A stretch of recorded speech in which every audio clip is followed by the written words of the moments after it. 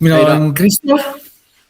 Ma olen üliõpilane ja tegelen mingil määral nüüd ettevõtlusega ja õpin ka samamoodi koolis ehitust.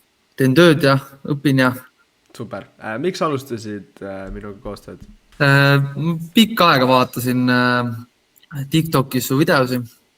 Alguses lihtsalt vaatasin niisama, lihtsalt jäid nagu silma, pigem nagu scrollisin mööda. Aga siis lõpuks jäin pidama ja vaatasin ja süvenesin natuke sinusse. Vaatasin, et tegeled ka ehitussektoris nii-öelda turundusega ja siis jäid kuidagi positiivselt silma mulle. Siis lõpuks otsustasin ikkagi ühendust võtta, et turundus teha, kuna täpselt siuke turunduse ettevõtmisplaan oli meil ja siis kirjutasin ja siis me hakkasime koostööd tegema. Mida te olete enne seda koostööd varem proovinud, et töid juurde saada? Antud ettevõttes me ei olnudki midagi proovinud väga, et me olime seal natuke tuttavate kaudu töid teinud nagu ikka ja siis mingid üksikud kontaktid ka sees olid, kes olid siis nii-öelda tuttavatelt, et otseselt turundust ei olnudki selle ettevõtte raames nagu teinud. Arusaadav.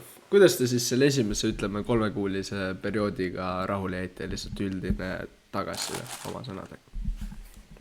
Väga positiivne, et esmalt ei oleks üldse oodanud, et see asi nii hästi töötab, et täitsa niimoodi, et päringuid tuli nii kiiresti peale, et seal oli päris palju selles mõttes ettevõtte siseid asju, hinnapakkumiste põhjasi ja selliseid nii-öelda sisepoolt, mida pidi siis nagu parandama, et need pakkumise tegemine ja asjad nagu läheksid sujuvamalt, et alguses jooksis natuke esimese paari nädalaga täitsa nagu ummikusse, et kõik ei saanud lihtsalt pakkumist teha, vaid pidi seal põhjasi tegema ja natuke seal neid hindasi vaatama, mis need täpselt ruutmeetri hinnad on ja nii edasi.